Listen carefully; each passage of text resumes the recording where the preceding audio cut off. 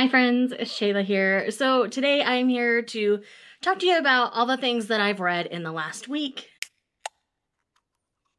The amount of reading I've done in the last week is substantial. I'm not gonna lie. This is part of why I've broken these up into weekly wrap-ups rather than bi-monthly or monthly wrap-ups, because I don't want you guys to be sitting there for an hour, and I want to be able to talk about these things that I read in a little more depth than I have been previously in wrap-ups. So if you've missed the first one, I will leave that linked in the cards for you, so you can go ahead and check out what I read, not the last week, but the week before. So September 1st through the 6th, or the 5th, maybe. I don't remember. Last Monday was the 6th, right? So it was everything through Sunday. So the 1st through the 5th. And this is going to be from the 6th through the 13th. So it's a full week. I'm going to start with the manga because I've only got 6 titles, well, 5 titles, 2 volumes of one of them to talk about, and then we'll jump into the book. So if you're only here for the books, there's your timestamp, but I hope you'll stick around because most of what I've read are pretty romance-based, so I know a lot of my book following are more romance-based, so I promise you'll get recommendations. So starting at the top of my stack here, we have Kimi ni Todoke Volume 2. This is a manga series in which we follow a young woman named Sawako, and Sawako looks like the girl from The Ring, and so she gets teased mercilessly about it. Anyway, so she's always struggled making friends. So this series is about her making friends and a romantic connection. In this one, we focus very much on these 2 friends here, and this is like sorting out all the crap of female friendships in your teenage years. This is so well done. I thoroughly enjoyed this second volume because we do have our guy. I can't think of his name right now, but he is adorable. His name's Kazuhaya. So she has a crush on Kazuhaya, and Kazuhaya thinks she's really cute, and he's just this really sweet guy who goes out of his way to talk to her and be her friend. And now we have these 2 girls. We have Yano and Yoshida, and they're kind of rough around the edges kind of girls. One looks like a thug, the other looks like a slut, so they have a hard time making friends too, but they form this really beautiful friendship with Sawako, and rumors threaten to tear them apart within the volume, but Sawako gains her footing and gains her courage to tell them how she actually feels about them, and it's so sweet and so cute, and I love it so much. It's been a while since I read Volume 1, but I immediately felt right at home jumping right back into the story. This is an older title. I do plan on collecting more of the series. I found this at my local used bookstore. I got pretty lucky recently, and so I plan on picking up more of the series. And yes, Kimi ni Todoke is definitely shoujo high school romance gold. If you have not read it or watched the anime, highly recommend checking this one out. Next, we have a new series that technically releases tomorrow, but my bookstore had it early, and that is Sue and Tai-chan. This is Volume 1. This is a spin-off to Chi's Sweet Home, in which we're following Sue, this older cat that we get to know in Chi's Sweet Home. Through circumstances, this kitten, Tai-chan, basically gets dropped on her owner's doorstep, and Tai-chan ends up integrating into their household. So it's all of the cat shenanigans with multiple pets. So if you have 2 cats, you will most likely relate to this a lot, especially if you introduced a kitten to an older cat, because that's the scenario here, and it's so good. And the cat shenanigans are adorable, and just like Chi's Sweet Home, this one is flipped for a US audience, and it is in color. So just like Chi's, it's definitely the same in that regard, and it's so sweet and so cute. The volume is actually really well made. The cover is matte instead of glossy, and it's actually like really stiff on the outside. So I really loved this. It was super sweet. I definitely plan on collecting more of the series as it releases. So if you like cat shenanigans, check out Sue and Tai-chan. Next up, we have To Your Eternity Volume 12. This does conclude the first official arc of the story. And we're basically caught up with Japan now. I think there's one more volume before we're officially caught up. So these are going to be slow releases from here on out. And in this story, we follow a being named Fushi, and Fushi is learning all about the human condition, human existence, all those kinds of things. That's the easiest way and the least spoilery way to explain the series. So I can't say too much because we are 12 volumes in at this point, but this volume was particularly tender and sweet and emotional. So if this is a series that will repeatedly rip out your heart. And I feel like this volume was the balm to your soul for all the heart ripping that you've already had. So it's really sweet. I really loved this a whole stinking ton. So definitely recommend checking out the series if you haven't. This is one of the few shonen that I tend to collect, but man, I love it so much. Next up, we have one of the other shonen that I collect, and that is Witch Hat Atelier. This is volume 6, the most recent volume. I believe it's technically out Tuesday as well, but again, my bookstore had it early. Maybe the same with To Your Eternity. I don't remember. Too many releases to keep track of. But in this one, we're following a young girl named Coco, and Coco figures out the secret to the magic of this world and that it's a lot simpler than she's been led to believe her entire life. And she accidentally casts a forbidden spell. And so this is about her being properly trained in magic to no longer do that, and the people who want her to do all of the bad things. This particular volume deals a lot more with the political side of this world. It was so well done. I feel like this series continues to get better and better with each volume. I'm consistently rating them 5 stars at this point because I love them so much. This has a very whimsical, Ghibli-esque style art. I mean, look at the back cover here. And this is really such a solid series. If you have not tried this series yet and you are a manga lover, I highly recommend checking it out. I was hesitant about this at first. Anytime somebody's comparing something to Ghibli, I'm like, I don't know exactly where that cut off. But anyway, I feel like this series gives you the whimsy that you want from a Ghibli, especially a Hayao Miyazaki Ghibli, while also being uniquely its own. So I do recommend checking out this series for that reason, and I absolutely love and adore this with so much of my being, it's not even funny. And then last but not least, for the manga section here, I have the next 2 omnibuses of the Rose of Versailles. Yes, these are chunky, but man, the drama sucks you in so hard. It is so fun. I love this series. This is a series following a woman named Oscar who's been raised as a man, and all of her interactions in and around Marie Antoinette and the French Revolution. It is so good. I love this so much. Oscar gets love confessions, not like male love confessions, marriage proposals kind of love confessions. And man, the drama level on this is so high. So if you love messy drama, The Rose of Versailles is the series for you. I did do an entire reaction vlog to the first omnibus in this series, so I will leave that linked for you. I did attempt to film one for volumes 2 and 3, but all I kept saying was, this is crazy. I still love this. We all thirst for Oscar. And that's how I still feel at the end of these. The amount of drama is insane. I love it so much. And I really just can't say anything other than those things because I will be spoiling the snot out of everything. But man, I still love it so much. Andre, oh Andre, poor sweet Andre. I guess that's another thing I can say. Those of you who have read it or have watched the anime know probably what I'm referring to. I haven't watched the anime, so I don't know how far it goes. But man, we've only got 2 more omnibuses like this, and I love this series so much. So definitely check out these gorgeous editions of The Rose of Versailles if you haven't. Each one has colored pages, and they always start with like a textured one. And they're always not spoilery, and I just love them. I forget what it is in this one. Oh yeah. So the art is absolutely stunning. It is that classic shoujo style, but I love it so much. Anyways, let's go ahead and dive into the book. Now I'm going to start with a graphic novel, and that is Teen Titans Beast Boy, written by Cami Garcia and illustrated by Gabriel Piccolo, sorry. And this follows Garfield Logan, who is Beast Boy, and this is basically his origin story, how he discovers he has powers.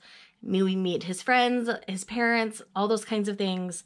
And I felt like this was really intriguing. I found how he got his powers to be a little bit disturbing, if I'm honest.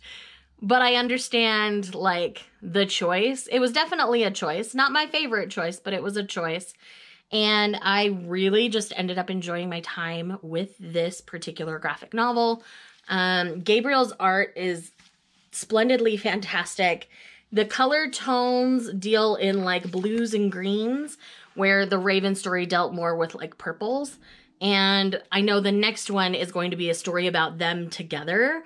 And so I'm interested in the graphic novel series enough to keep going. And I didn't know their origin stories before this, so I can't compare them for people who are looking for comparisons because I haven't experienced the other origin stories. I'm sure my husband will tell me more if I asked, but I ended up really enjoying this take on it, and I definitely look forward to more in the series. I believe I gave this one 4 stars. I have a couple of other things that are not Christmas related that I read this week, so I'm going to talk about them first, and then we'll get into all the Christmas stuff, because man, I have been reading Christmas arcs like a fiend this week, so we're going to talk about a lot of Christmas things. So first up, we have The Lumberjack Effect by J.W. Ashley. This does technically, well, it doesn't really take place around Christmas time, but this is definitely a surprise pregnancy style story, so if you do not like that trope, you may not enjoy this book. But I did enjoy J.W. Ashley's writing well enough that I do plan on picking up more. So Lena and Graham end up dating for about 2 weeks, and then he gets a call to come home because his mother is very ill and most likely going to die soon. So he goes home to care for his mother. She finds out about a month after he leaves, obviously, that she's pregnant, and she chooses to not tell him. And 5 years later, she's like, okay, my daughter's about to start entering kindergarten, and I don't think it's fair to keep her dad from her anymore because she always knew he would be a good dad. So she moves to the small town in Montana where he lives. He's been waiting for her to show up, and now he finds out she's been lying to him and that he has a daughter that he missed out on the first 5 years of, and it's just a journey. And the way they come together is really sweet and really genuine. You see them grapple with their decisions that they've made up to this point, and it's just really well done and really well represented. I highly recommend checking out J.W. Ashley's writing, and I found this one to be really enjoyable, and for a surprise pregnancy trope, it really didn't bother me. And then last, for the non-Christmassy stuff, I finished my buddy read of Descendant of the Crane by Joan He with Lindsay from over at Lindsay Tutt. I gave this book 4.5 stars. This book is a freaking wild ride. So this is basically a Asian-inspired fantasy in which we're following Princess Hesnia, and she is on a journey to figure out more about the death of her father. She feels like there's foul play afoot, and so she ends up going to see a soothsayer and gets to recommend to hire a man with a rod to help her. And so there was a prisoner with a rod who ends up coming to her aid. His name is Akira. This is full of family dynamics, political dynamics, and it's just a freaking wild ride. And I'm really excited for the sequel whenever we get it.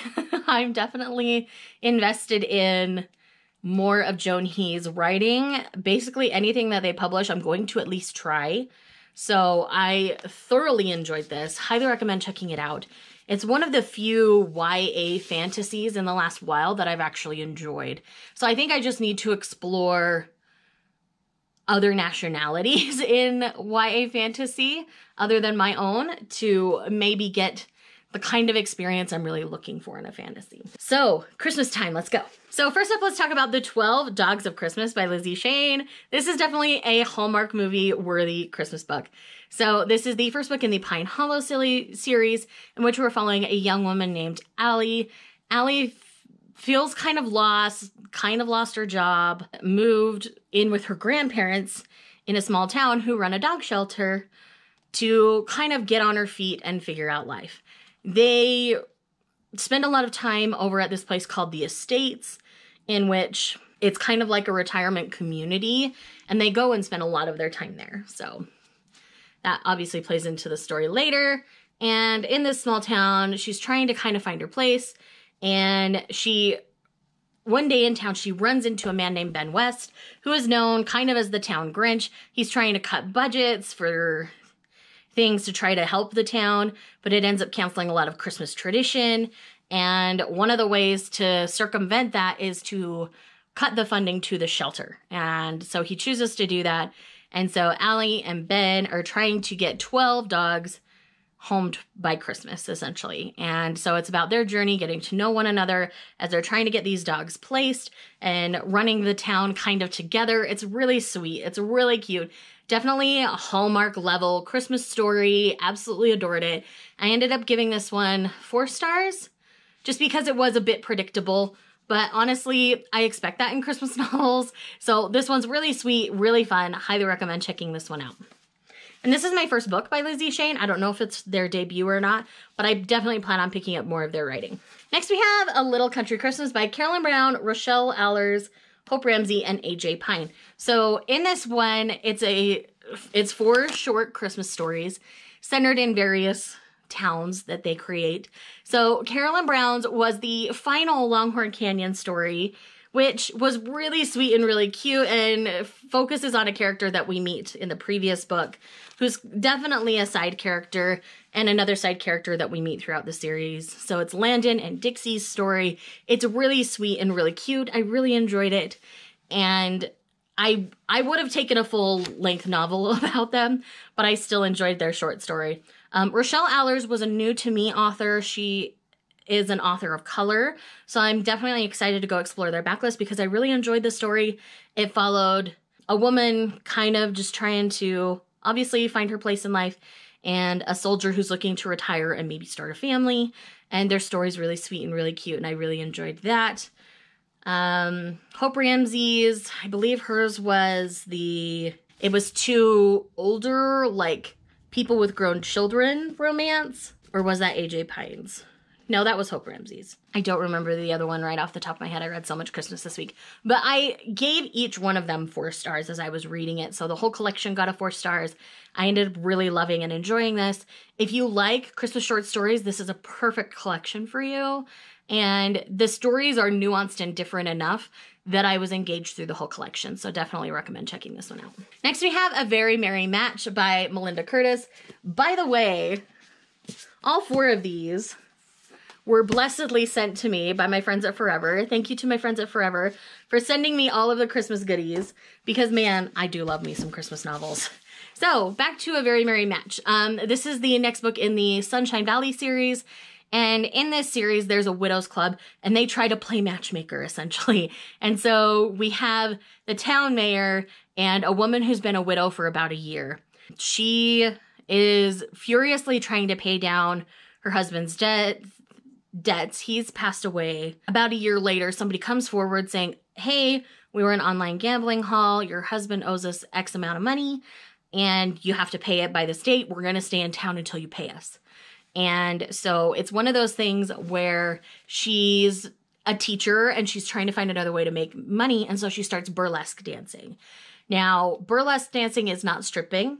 It is provocative dancing, but they stay clothed. There is no stripping at all. She actually even wears a mask. It all centers around that. And her and the mayor start to see each other. The mayor has a child. The child is in her class. And the child is attached to her, and it's cute. It's really sweet. I really loved this, and the way this one ended was just choice. I loved it a whole lot. So if that sounds fun at all to you, I think it's really well done. And I really like Melinda Curtis's writing. The first story, Can't Hurry Love, I read earlier this year, and I equally enjoyed that. And we do get to see the characters from that book in this one, so definitely recommend checking this one out. And last for the physical Christmas books is Christmas on Reindeer Road. So this is book 2 in the Highland Falls series by Debbie Mason. This is her new series that she's publishing. I absolutely adore this series. If you're going to start anywhere with Debbie Mason, you want to start with this series because there's only 2 books out. The rest of hers are a bit longer. But in this one, we're following a woman named Mallory, and Mallory has kind of gotten a bad rap in town. Her dad was kind of the town drunk, and she was actually put in the foster system for a period of time. And she ended up getting married really, really young to an elderly man who was actually not physically well, but she had nurses training. And so she was basically more his caregiver than a wife this whole time. And then she's dealt with a really nasty set of circumstances after he passed away. One of the ex-wives was coming in to take over, and the first wife had actually gotten custody of the 2 teenage boys. She decided she didn't want them after all and pawns them off on Mallory, essentially. So Mallory's moving officially back to Highland Falls, and she ends up being next door neighbors with the hunky sheriff who has 3 kids of his own and is also a widow, I believe. I believe she died in a car accident. And so it's about them kind of navigating their situation together. There are some other things going on within the situation that I don't want to necessarily spoil, but it's really sweet and really cute. And man, I sure loved this. This is probably one of my favorite reads from this week because I loved it so much. And I love the way Debbie Mason does Christmas. I love all of her Christmas novels. So definitely check out Christmas on Reindeer Road. Okay, and the rest were all digital arcs via NetGalley, so let's go ahead and dive into those. So the first one we have is Home for the Holidays by SARA Richardson. This was a really sweet romance in which we're following, well, it's more of a women's fiction, I think, than actual romance, because we follow 3 sisters. Their lives are kind of in shambles, and they have this great aunt that's invited them to her inn for Christmas. And the great aunt reveals to them that she's ready to retire and she wants them to take it over. And so they spend time at this inn over the Christmas season and discover a lot about themselves and about what they really want out of life. We have one sister who's engaged to a douche canoe. We have one sister who's dealing with infertility and another one who's been through a divorce and is trying to pick up the pieces of her life. And all 3 storylines were really fantastically done to me. I really enjoyed each of the sisters. I loved the great aunt a whole lot. And the people that come into their lives are just fantastic. And I really, really, really loved this. So I highly recommend checking this one out as it comes out. I believe that one's out the 22nd, I think. That's what my brain wants to say. All right, the next one I'm probably going to have a fairly controversial opinion on, and this is In a Holidays by Christina Lauren, and I ended up giving this one 3 stars. I live in Utah, where this book takes place, and I thought the Utah representation was pretty well done. I have been to Park City quite a bit in the period of my life, and that's where it's centered, and I think the representation of Park City was done pretty well. So I got to give them kudos for that. And there are parts within the story that I actually liked. This is a Groundhog Day style Christmas story in which we're following a young woman who, on the first time we meet her, has made some really stupid decisions out of desperation to feel something. And then she gets a do-over and she ends up pursuing somebody else than the person that she had initially made contact with, I guess we'll say in the first one. And there was so much about this that could have been done differently that I just didn't love the choices that Christina Lauren made in this particular Groundhog Day style story. The Groundhog Day element was done just fine. That didn't really bother me. But I really, really just think that this one's just not for me. Christina Lauren is always hit or miss for me. I tend to like the ones that most people don't. Like, I don't like the Unhoneymooners. But I loved My Favorite Half Night Stand. So take that with a grain of salt and just know that this one was not my favorite. But if you want details as to, more specific details as to why I didn't like it, check out my Goodreads review because I am pretty thorough there. So you can get more of my thoughts and feelings there. But this one was just a 3-star for me. It was just okay. I really love Christmas books, so I really did not think I wasn't going to enjoy this, but sadly it was just a miss for me. Next, we have a book that surprised me, and that was Mistletoe and Mr. Right. This is book 2 in the series. The first one is The Tourist Attraction. I was able to get that one digitally for really cheap, so I'm going to be reading that soon. But in this one, we have a woman who's basically bought up parts of the town, and she owns the resort in town. And she wants to develop a little bit more, invite more tourism to the town. And the small town of, I think it's Moose Creek, isn't having it. They're very anti-her. And then we've got a guy who was left by his high school sweetheart because she felt tied down to the town, ended up not wanting anything to do with their kid, and all this kind of stuff. So it's really interesting. I really ended up enjoying it. It was surprisingly pleasant to me. I wasn't sure how I was going to feel about this with the level of drama, But I feel like all of their problems and insecurities were very valid and very believable, and that made this one more enjoyable for me. So definitely recommend checking this one out if you haven't. And then the last one we have here is Season of Joy by Annie Rains, I believe. Yes, Annie Rains. So in this one, this is part of the Sweetwater Springs series. We end up following a man that we got to know pretty well, I believe in the previous book. He owns a Christmas tree farm, and half of it went up in a fire in the previous book. And so he's looking at what he's going to do to save his Christmas tree farm all this time. And then there's a woman in town who's very centered on making her art her passion and her career. And she ends up helping him out because he has 2 daughters. Their mom took off when the youngest, who's now 7, was a baby. Joy ends up creating some little trees with the girls as gifts for him. And he sees that this is a potential money-making option, as well as incorporating something that they hadn't been doing for years to try to save his business and save his family. And throughout it, they end up falling for each other. It's really sweet. It's really cute. There is the drama of the mom of the girls coming back into the picture and trying to insert herself in their lives. And so that's kind of the drama point on this one, but it's really well done. It's really well handled.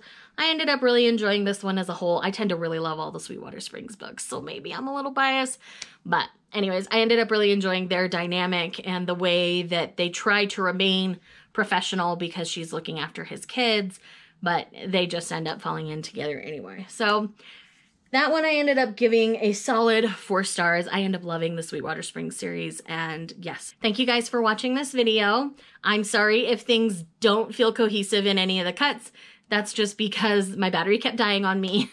But I really wanted to get this video up to you guys today. So thank you guys so much for watching. I will see you guys in the next one.